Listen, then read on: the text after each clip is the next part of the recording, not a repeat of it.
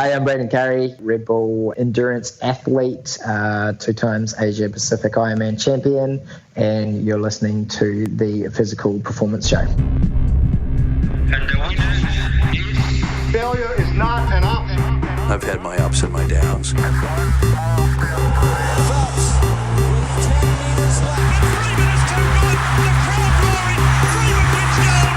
I think it's an absolutely breakthrough experience. Welcome to the Physical Performance Show, the show designed to inspire the pursuit of your physical best performance. I'm your host, Brad Beer. Listen in as we delve into how the world's top physical performers achieve their success, as well as the highs, the lows, and the journey of getting there. Let's get ready, set, let's go. Welcome back to the Physical Performance Show, brought to you by Physiocrem and Pogo Physio. I'm Brad Beer, sports physiotherapist by trade and training and founder of Pogo Physio. Each week, we'll aim to bring you a range of different episodes, including featured performers, expert editions, interest editions, and Coach's Corner episodes. And on today's episode, I bring you a conversation that I recently had with this week's featured performer, Braden Currie. Every athlete has a story of what they feel has contributed to their achievements. For Braden Currie, this was growing up on a farm in a small rural community in New Zealand. Braden had hardworking parents who taught him that success in life requires relentless commitment through the good times and the bad. At school, Braden didn't fit in with the mold of the typical education system. Being diagnosed with dyslexia, Braden was often made to feel isolated and inferior to his classmates. But it was a teacher who recognised Braden's passion and gifting for multisport, who directed Braden's energies and efforts into the world-class endurance athlete that we now know and recognise. Braden's currently one of the most respected endurance athletes on the planet. By way of bio, Braden is the dual Asia Pacific Ironman Triathlon Champion, winning the title in 2018, beating one of history's greatest triathletes on his Ironman debut, Javier Gomez, and taking the Asia Pacific title once more in 2019. Braden is a Red Bull athlete, New Zealand off and on-road triathlon champion, 3 times World Multisport Champion, 3 times consecutive coast-to-coast New Zealand multisport racing champion, and a loving father and adventurer at heart. Here is my recent conversation with Braden Currie, who at the time of recording had just bunkered down on the beautiful Sunshine Coast at Noosa, with his eyes firmly set on his outing in the 2019 Hawaii Ironman World Triathlon Championships. Here is Braden Currie's highs, lows, and career learnings.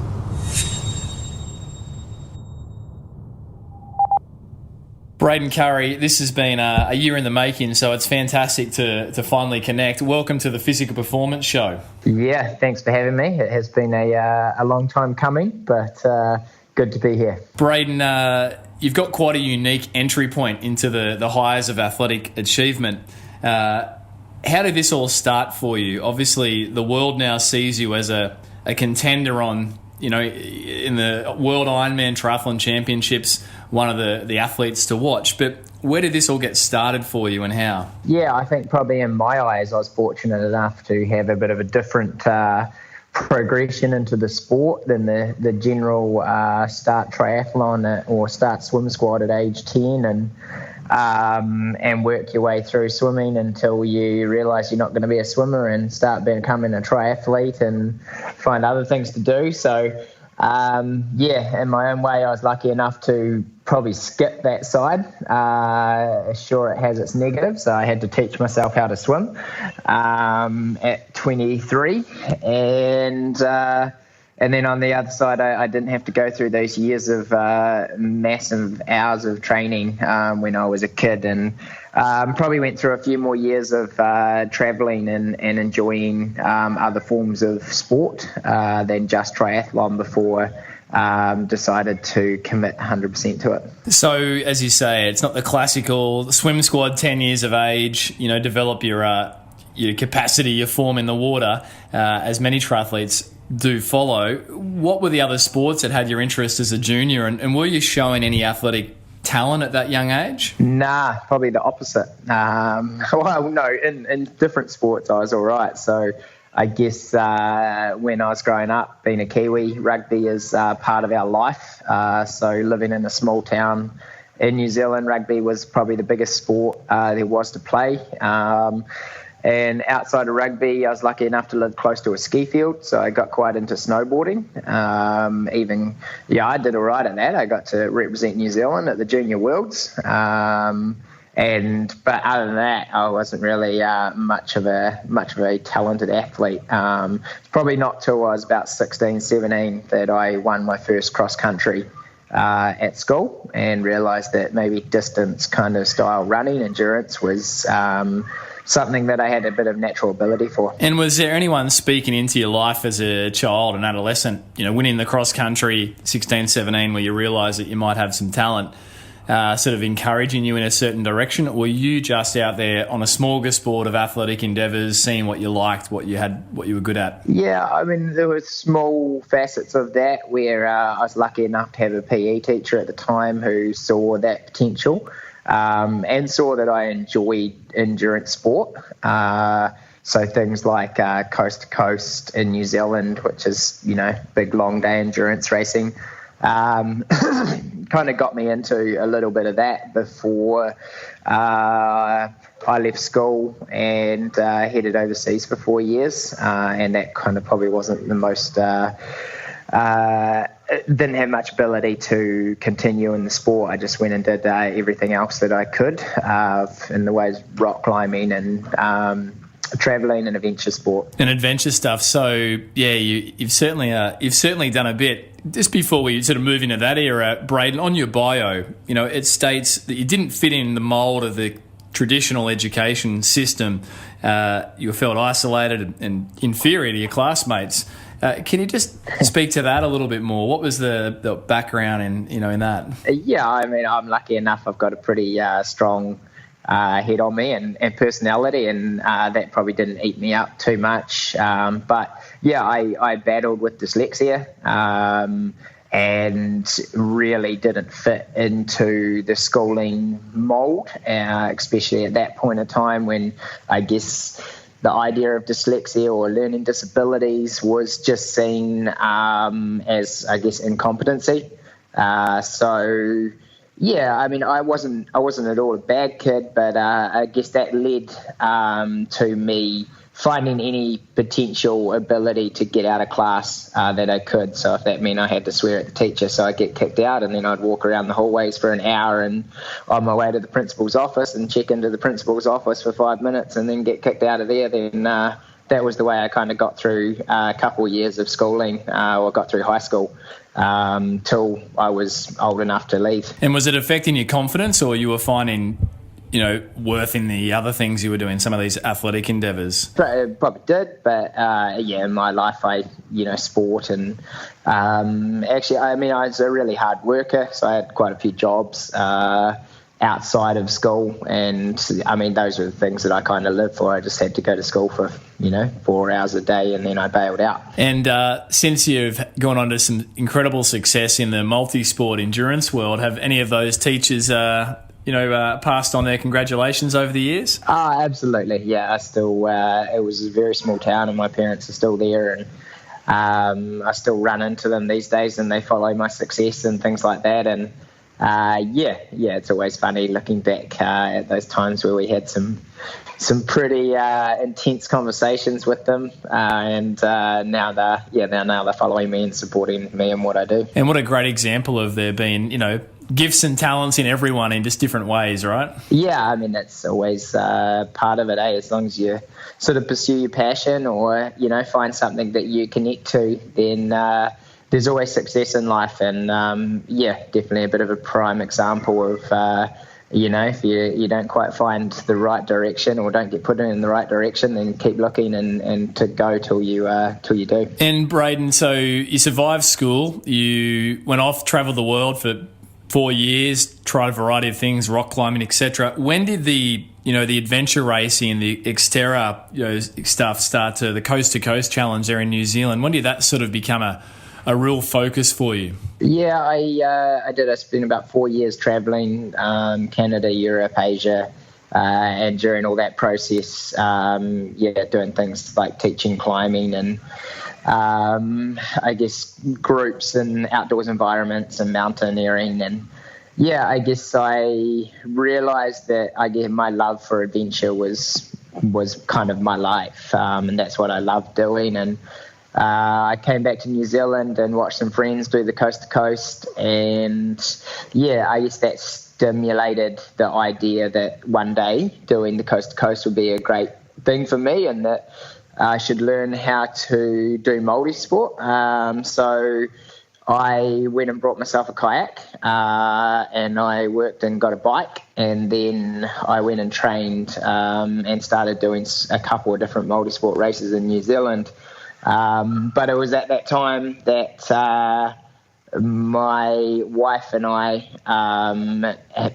our son came onto the scene. So that was a bit of a surprise to the system, and I pretty much stopped any kind of endurance sport there for 2 years. Well, we moved to Byron Bay, actually, in Australia, and started a mountain biking company.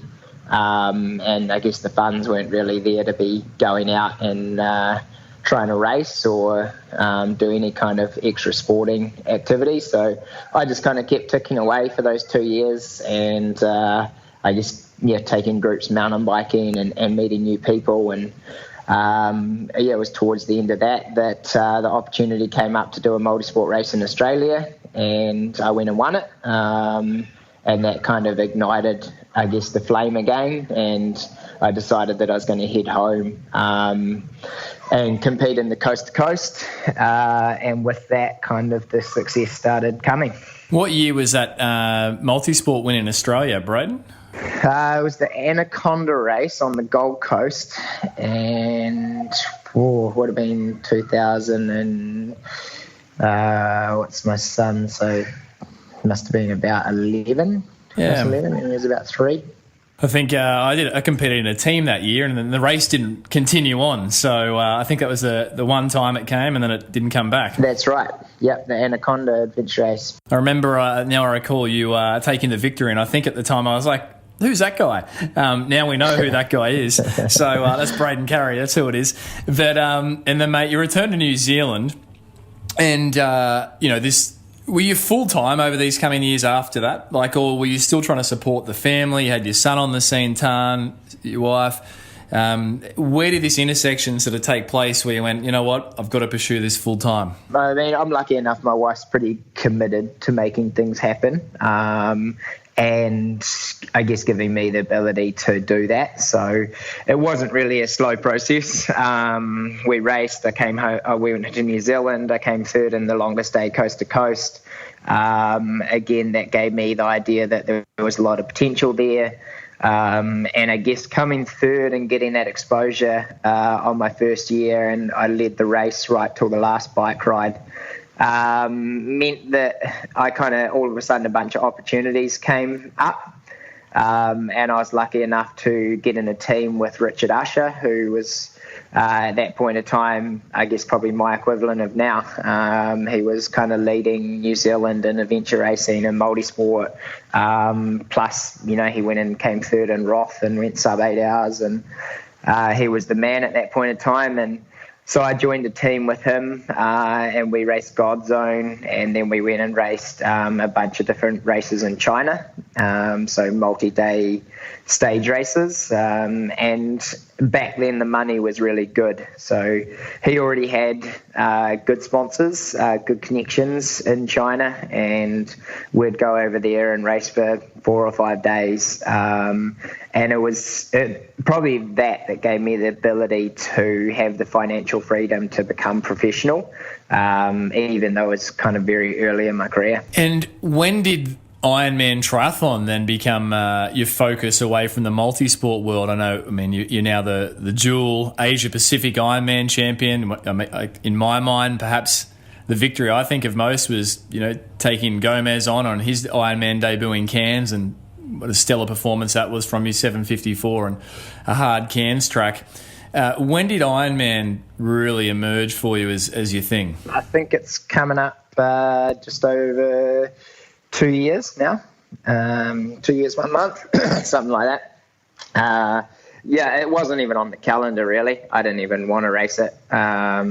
It was just, I love endurance sport, and I had won the Coast to Coast, I guess, 3 years in a row, longest day, and had quite a lot of success in that. And I'd also raced Xterra for about 4 years.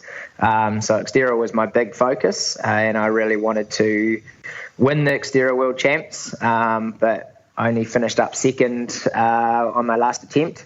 So I didn't get the win. But yeah, I'd finished the Coast to Coast that year and decided that I should give Ironman a go. So 2 weeks later, I lined up on the start line of Ironman New Zealand. And that was my debut Ironman and my debut win. And what did you think when you crossed that line? You know, this is just, did you think, oh, okay, this is my new chapter? Did you know at that point? Or did it take a few more races or a bit more dabbling before you were concrete? It's like anything, isn't it? It's like you may work as a lawyer for 20 years, and you still don't know if you're at the top of your game. So I guess that Ironman was a bit of a, question of like, is this a career for me, or was this a one-off, or was the field just weak because I didn't know anyone? I didn't know who I had beaten in that race, or did they all have a bad day and I just kind of pulled off a good, consistent day? Yeah, it was an amazing feeling, it was awesome, and the prize money was great, and it was like, oh, this is pretty good. But yeah, it wasn't the defining factor of am I going to become an Ironman. So what was the defining factor, Braden, of you are going to become an Ironman and pursue the World Ironman, Championship in a way? It was that, really. It was afterwards we walked away from Ironman New Zealand, and 2 or 3 weeks later we're sitting there looking at it and going, yeah, okay, that was pretty amazing result. I've qualified for Kona. Am I going to take it up? Am I going to go? And if so, then that's going to be it. That's sort of Ironman is, I guess, all engrossing. You can't really afford to do a lot of other events if you're wanting to be racing Ironman. So it was probably a few weeks after that it was like, okay, well, if I'm going to go to Kona, then I've got to go all in. And at that point, did you have a coach? I mean, you're coached by Bev McKinnon, Fitter Radio podcast, or did that come after that? I think at that point, me and Bevan had just started working together. So Ironman New Zealand was our first win together. And I'd had a coach a couple years, like Tim Brazier from Tri New Zealand. So I'd been working with him a couple of years before that for Xterra. I'd had a fair bit of experience, but just started with Bevan with that. Braden, we talk about the highs, lows and learnings. On your reflection, what would you rate as the greatest achievement for your sport in life to date, and why? I mean, they're all got their little highlights to them, don't they? It's you go back, it's a really hard factor for me as I look back at, I guess, like the Coast to Coast to me was such an iconic New Zealand event that it really was what fascinated me. Like, that was the race that caught my attention, that got me into the sport. And it, Richard Usher, who was racing it, he was the man. Like, he was so much stronger and so much faster than anyone, and seemed like he'd never be able to be beaten. So I guess the second year of the Coast to Coast, when I ran away and put 20 minutes into him in the run, and then carried that lead and extended that over the second half of the day, that was a real concreting time for me that endurance sport is my cup of tea, and it's something that I love doing, and I love racing hard. So that was definitely a race that clicked. But now you look at it and you think, I guess running 2:39 off the bike and getting to run by Gomez for an hour 45 of that run is experience that I'll probably never forget, and it's one that gave me a lot of confidence, I guess, in Ironman, that I have a run that competes with the world's best. Yeah, and I think so many people watching on that day just amazed at the performance they were seeing, myself included. What was going through your head as you were going head-to-head with Javier Gomez, one of the greatest triathletes ever, as you were getting towards the closing miles or kilometres of that marathon in Cairns that year? What was the loop like in your head? I mean, it's going to be like any Ironman, isn't it? There was moments early on that I guess Javier was turning the screws up, and I was thinking, okay, well, this is going to be the moment. He's going to keep turning the screws up, and I'm going to crack, and then I'd have a moment of, actually, I'm feeling pretty good. I can turn the screws on him, and I'd see the hurt on his face and see him start struggling. And it's hard with a guy like that because you never actually believe he's going to die. You never believe you've actually got him, because you just know he'll just push through and suffer and come out of nowhere again. So there was definitely a big moment at about the 32K, 30, or maybe even later, 36K. We were sort of getting into it then. And I guess we were coming down the backside of the course, and I think Javier decided that he had to make a move. He wanted to get away from me. He cranked down the pace, and I looked at my watch, and we're running like 3:35, 3:40 pace at over the 30K mark in the run, 36K mark into the run. And I saw his coach standing a few hundred meters in front of me, and he's yelling at Javier in Spanish, and Javier couldn't respond. And then all of a sudden we hit the transition, or just before the transition, and Javier's just yelling for Coke. So I kind of knew that was the moment that he had probably turned the screws a little bit too far, and if there was a chance for me, then it was to hit him while he was really hurting. So he grabbed his Coke, and I just ran straight through the aid station and kept the pace going. And sure enough, it was a 10-metre gap by the time we got out of the aid station. And he was, struggling to digest any of that Coke. And I could see the hurt on his face. And that was kind of the moment that was like, this is really going to hurt him now. And the gap just kept opening up. And the whole time, though, you were running scared right to the end? Yeah, absolutely. Yeah, I still couldn't believe it, I guess, coming down that last K. It's a tough course. You run out to the end, and then it's 3K back to the finish line. So in some ways, the back of my mind was thinking, I knew I had a minute and a half lead on him at the end of the course, and I was thinking maybe he's just snapped back out of it, and he's going to try and mow me down in these last 3K. So I was running scared the whole way home, and I guess I got to enjoy that finishing shoot once I got in there and realised that he had actually blown up and lost about 3 minutes. And ferocious competitor, but true gentleman. What were the words that Javier shared after that race with you? He's such a ferocious and competitive man. There wasn't much said straight after the race. He's we get on really well. He's lucky in it. He's been to New Zealand a few times, raced Challenge Wanaka, and I guess now we've raced together or against each other quite a lot. And we always go out for breakfast and stuff afterwards, and it's always good laughs. But I was definitely surprised. It really showed how competitive he is. Like he really, really struggled with the fact he had come second on that finish line, and I guess he didn't have a moment to talk. He didn't have a moment to say congrats. He was hurting. He was ready to get out of there, and it was amazing to see because he still went sub 8 hours or something, and still ran a 2:42 for his first ever Ironman marathon. And all of us would look at it and go, shit, that was a great performance. But he was one man that if it's not first, then he's going to go and figure it out. And then you went on to Hawaii 2018. You had a great performance there. I mean, on your your caption in Instagram, you said you could have played the safe card. Patrick Langer, the defending champion, ran up by you, and you went with it. You went with, I should say, Patrick. So on post-mortem, you were happy with your Hawaii 2018 performance? Yep. Still happy, year on, and I would still look at it and go, I mean, some days you feel like running and other days you don't feel like you've got a good run in you. And that day I felt like I didn't have a good run in me.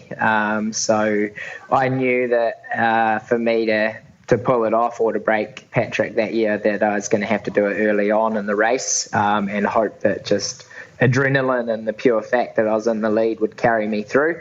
So yeah, I mean, I wasn't really worried if I ended up 5th or 10th, but I would have much rather, the fact that I actually gave it a go and had a good crack at going for the win.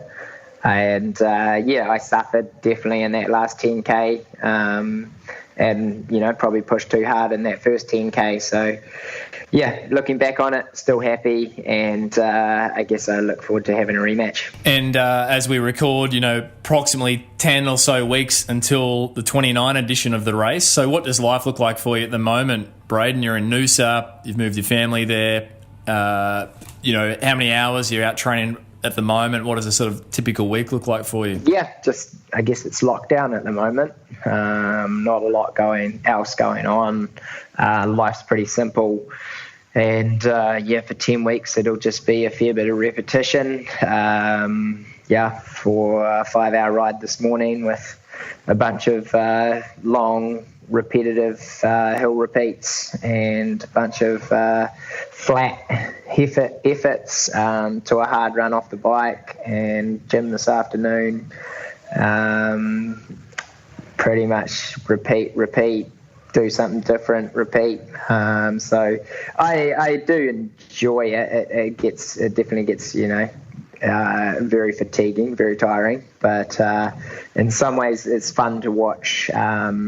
For us and as professionals, it's like you're always fit. You're always at that kind of upper tier of fitness, and you can always go and do a 5-6 hour bike ride. It's not like we're starting from scratch, but the real defining change is that moment where you go to a process like this, where it's a 10-week focus, and all of a sudden, after 3 or 4 weeks, your body just starts sort of stripping down any kind of excess fat you got on you, and you get out there and you just repeat 6 hours without thinking about it, and you just become robotic to that sensation, and you become, the fittest you'll ever be, and it's in some ways it's a fun process. It's kind of exciting to go through it. I'm pleased I don't live doing it all year round, but the 11 weeks is tolerable. Braden, let's touch on the athletic low before we jump into the learnings. What's been Braden Curry's darkest day or rock bottom period so far?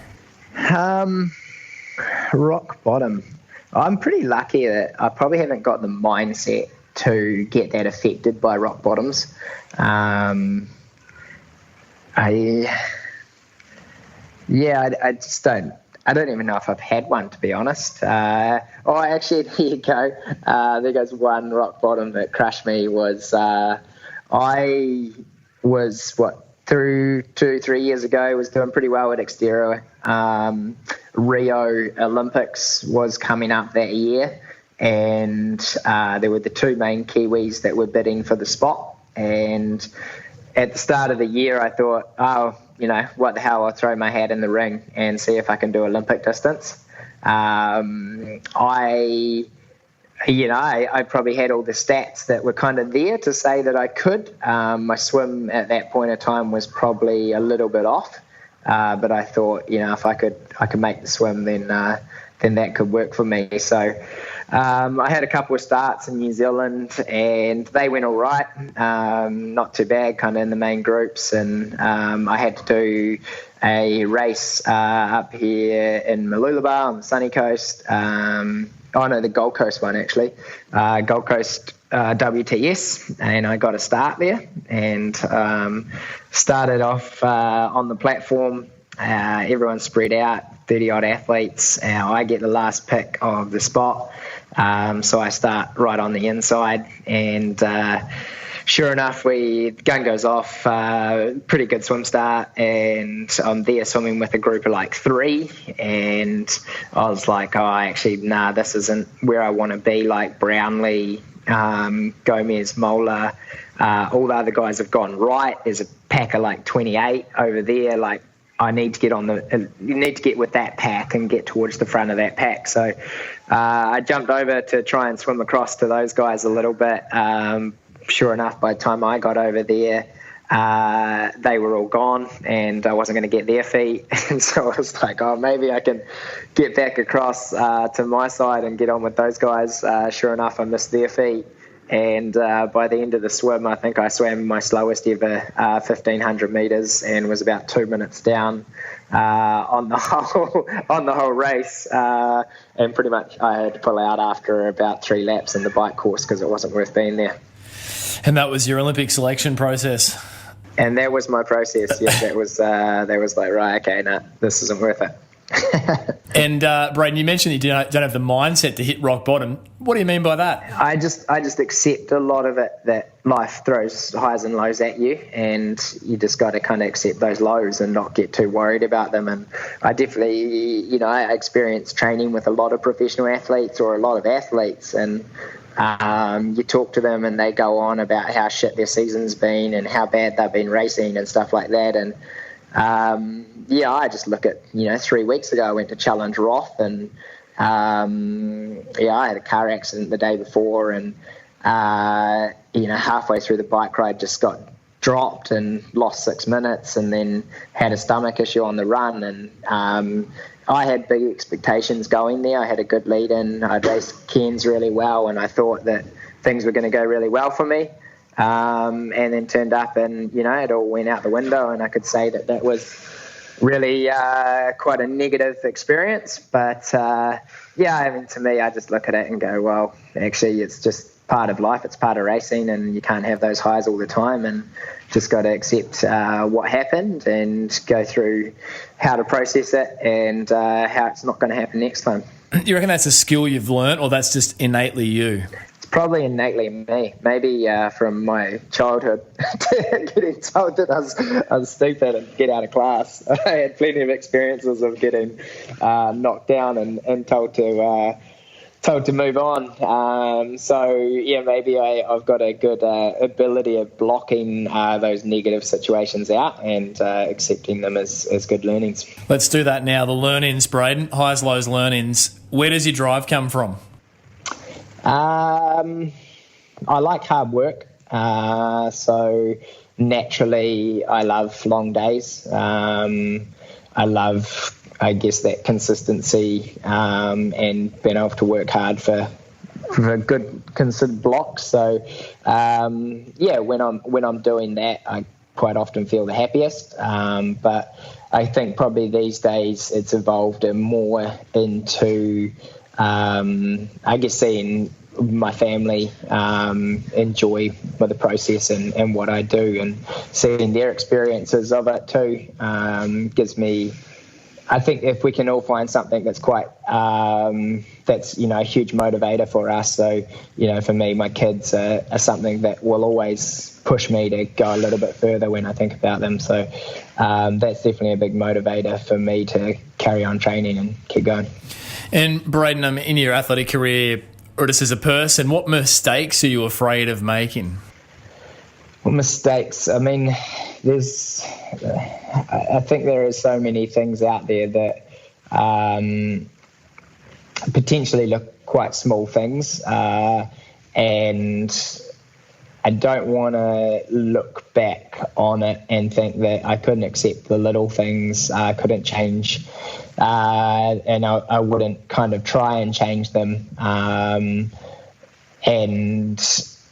It'd be close to changing them at this point in time. So I guess mistake-wise, just been trying to be as open as I can to different ideas and philosophies and give them a go, or really get to understand them and see whether I can adapt them to work for me. Things as simple as being as aero as possible, or as comfortable as possible, or even just food and diet and fueling for races.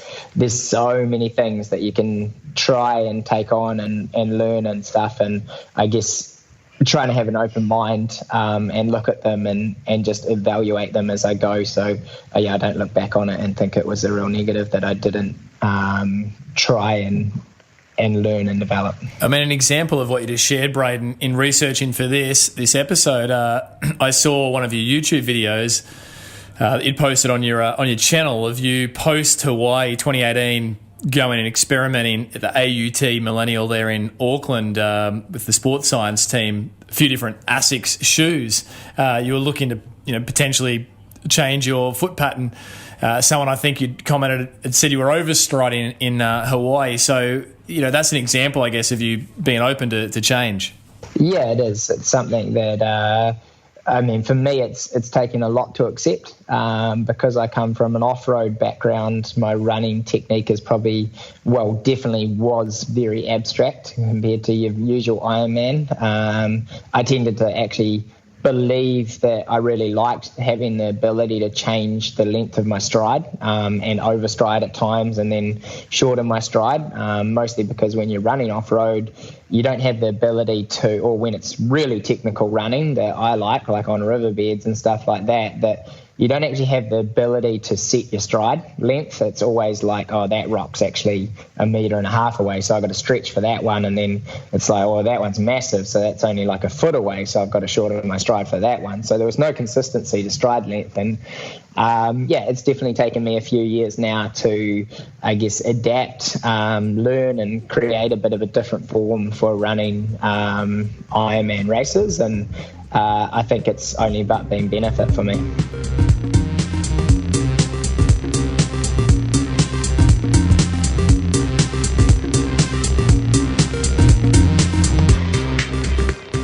You're listening to Braden Currie, dual Asia-Pacific Ironman Triathlon Champion and Red Bull athlete, sharing around his highs, lows and learnings to date. Support for today's show comes from PhysioCreme. PhysioCreme is a topical massage cream containing natural plant-based ingredients, ideal for the temporary relief of muscular aches and pains. If you're conscious of what you put on your body, you'll be happy to know that PhysioCreme does not contain parabens or hydroxybenzoates, and its non-greasy formula doesn't leave any sticky residue behind. PhysioCreme can be found Australia-wide at your local Coles, chemist or health store, as well as their online store. They've offered listeners of the Physical Performance Show a 20% discount simply by using the coupon code POGO, P-O-G-O, when you shop online at physiocreme.com.au. That's physiocrem.com.au. Hurting sucks and PhysioCreme have got your back.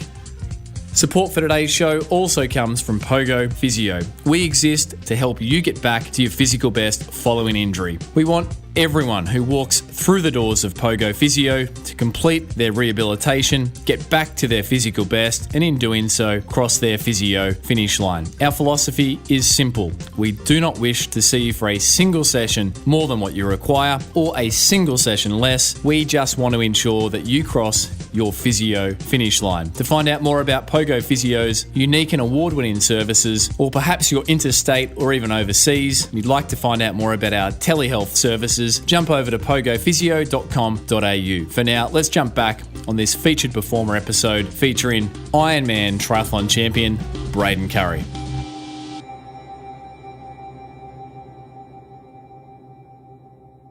Braden, let's do a performance round. You ready? Some rapid fire questions. Yeah. Braden Currie's most loved training session.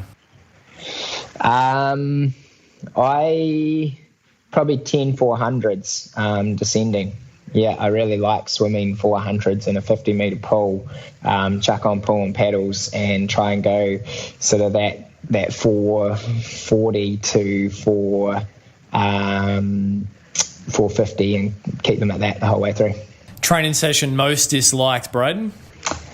Most disliked would be like a 7-hour ride on my time trial bike. More than happy to do it on my mountain bike. I like long rides on my mountain bike, but 7 hours in that kind of set position riding around round roads doesn't float my boat.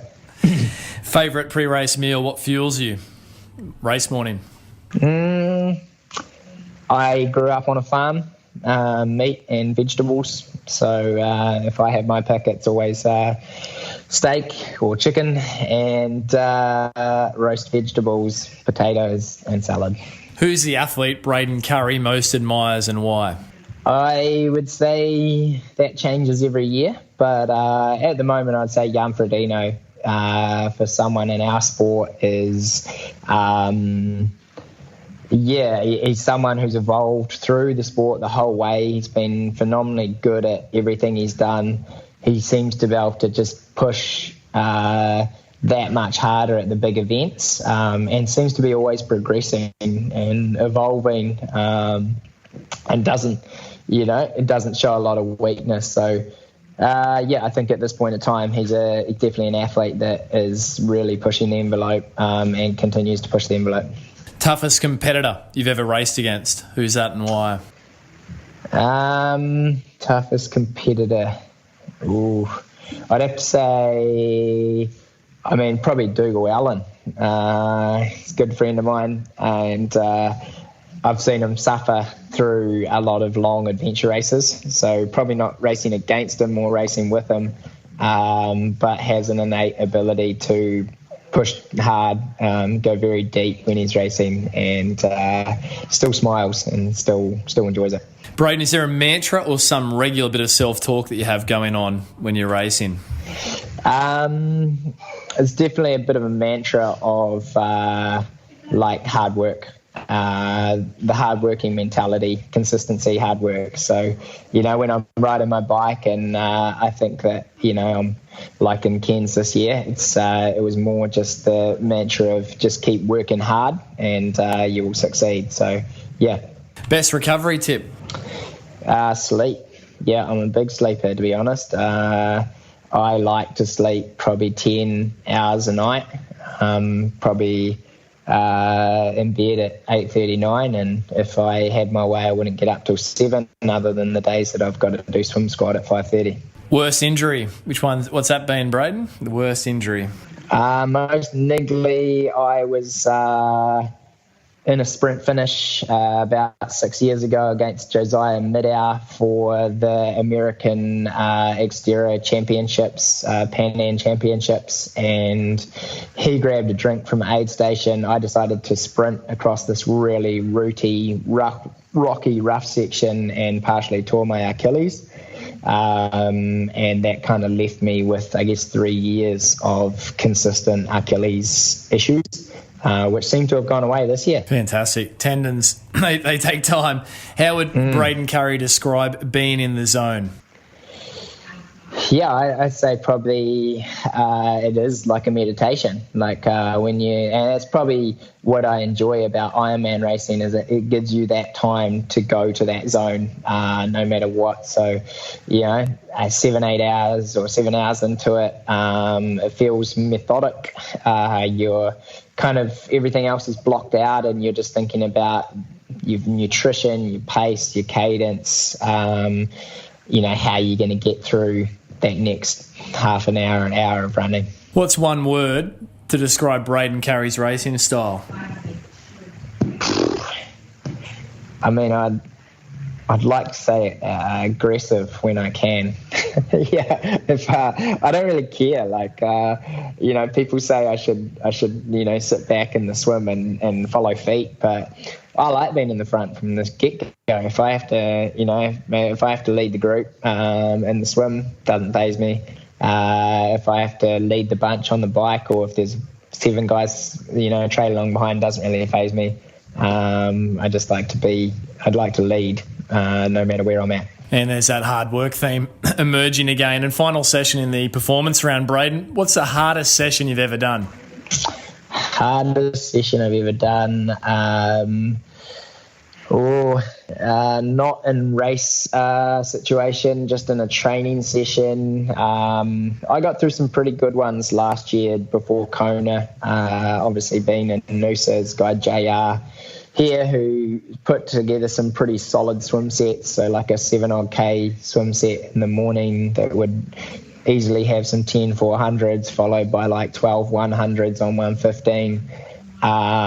Then jump out of the pool, have some lunch into 5-hour ride with 3 hours, with the last 3 hours being at race pace, like Ironman intensity pace, and then off the bike into like 5 times 3K at sort of 3:30 pace, 3:40 pace. You're listening to Ironman Triathlon Champion and Red Bull athlete Braden Currie sharing on his career highs, lows and learnings to date. If you missed last week's episode, it was an expert edition featuring advanced sports dietitian and Parramatta Eels rugby league team's sports dietitian Chloe McLeod. It was a deep dive into all things gut health for the athlete. Here's a little snippet of what you missed. Being on a low FODMAP diet isn't a long-term management strategy. People go low FODMAP and then they're like, great, I feel amazing, I'm never coming off this. And that is never what the low FODMAP diet was supposed to be about. It's a diagnostic tool to help to determine triggers of IBS. To tune into the full episode 174, jump over to wherever it is that you enjoy your podcast from. And while there, be sure to enjoy an episode from the archives, featured performers, expert editions, interest editions, and coaches' corners, dating right back to episode 1, featuring surf life-saving Ironman champion Ali Day. For now, let's jump back with Braden Currie, dual Asia Pacific Ironman champion, Red Bull athlete, sharing on his highs, lows, and learnings.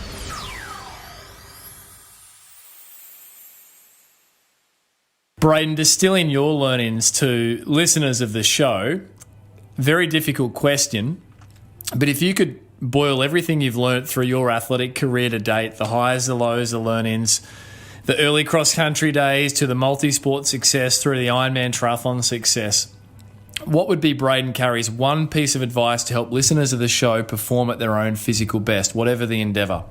I feel like consistency is probably these days become the key. Like, I guess that attitude of not giving up, being consistent and just keeping on trucking with it, really. If, any age grouper can go out there and put together 6 weeks of training, it doesn't really matter if it's the first week's their record week, it's more about putting together consistent workloads, and they'll get there, they'll achieve their goal. So, yeah, work hard and be consistent.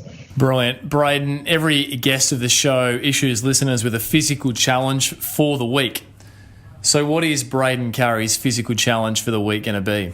What's one of my favourites this week out of my sessions would be probably a good run set. I had the other day that I did that had is an hour and a half run, so a little warm up, half an hour warm up, and then 3 times 11-minute hill climbs. And on those hill climbs, keeping your heart rate kind of above that 150.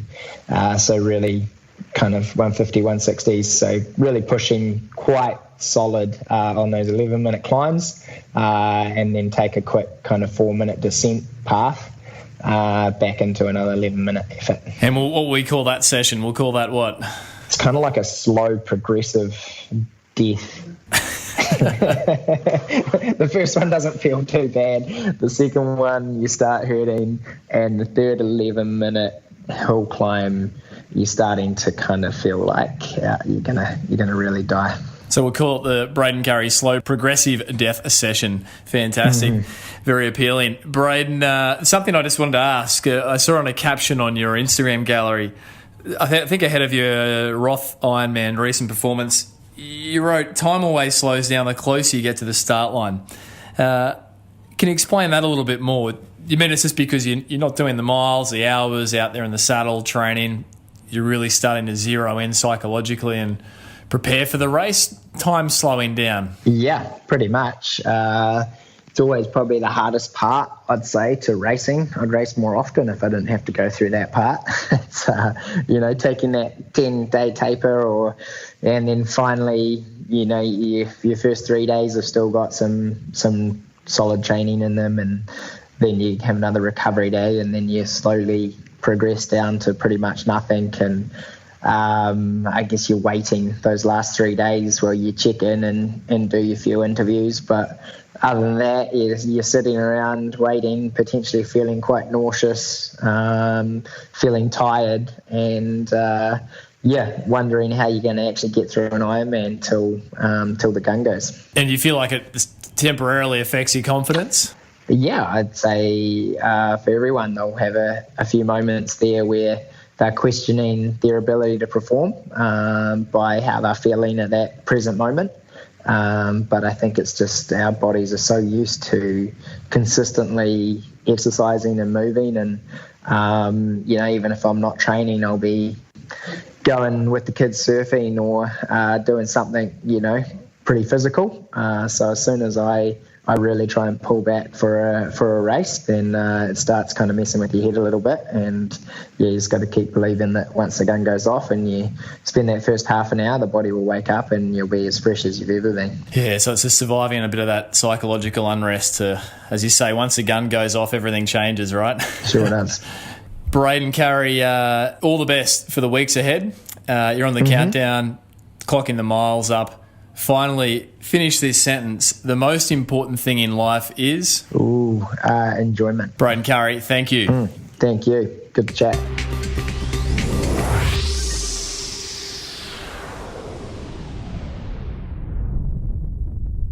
So there you have it, another episode of the Physical Performance Show, and I hope you enjoyed that fascinating insight into a remarkable athlete, Braden Curry. Certainly wish Braden all the best with his final preparations ahead of the 2019 Hawaii Ironman World Triathlon Championships. If you enjoyed today's episode, be sure to reach out to Braden Curry over online. You'll find him at Braden, Braden, Curry, Currie, over on Instagram. He's a great follow. Braden posts some fantastic content. Be sure to let Braden know what it was that you enjoyed from today's episode. Simply tag Braden in on Instagram and/or the Physical Performance Show over at Physical Performance Show. Please keep the podsies coming. That's a screenshot of the episode that you're enjoying and tag in the show in over on Instagram. They are a whole lot of fun.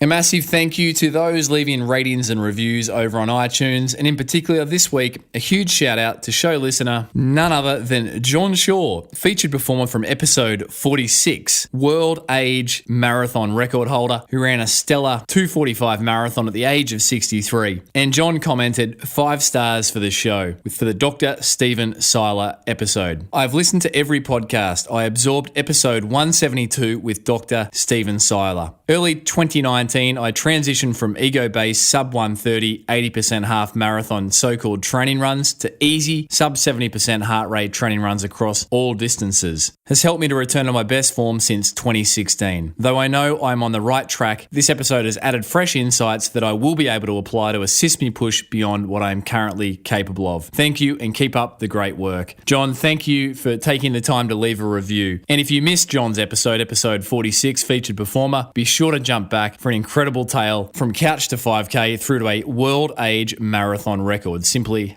outstanding. If you would like to ensure you get each and every episode as they go live on Thursday evenings into your earbuds, then simply hit subscribe from wherever it is that you enjoy your show from. That really is the best way to help this show grow. So thank you.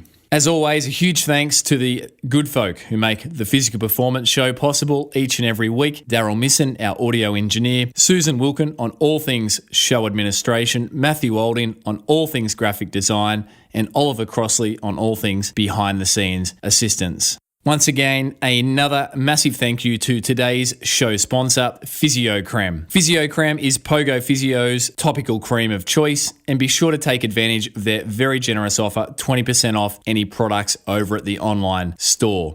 Now, coming up on next week's episode of the Physical Performance Show, we jump over to an interest edition, and I'll bring you a conversation that I recently had with former senior editor of Runner's World magazine, veteran running fitness and health journalist, and best-selling author, Scott Douglas. Scott Douglas is the author of 5 fantastic running publications, including the co-authoring of Featured Performer, episode 165, American 4-times Olympian, Boston and New York Marathon champion, Meb Klavetsky. Scott teamed up with Meb to write 26 marathons and also Meb for Mortals. But more recently, Scott outputted the book that he'd been wanting to write for the better part of 2 decades, and that is Running is My Therapy, subtitled Relieve Stress and Anxiety, Fight Depression, Ditch Bad Habits, and Live Happier.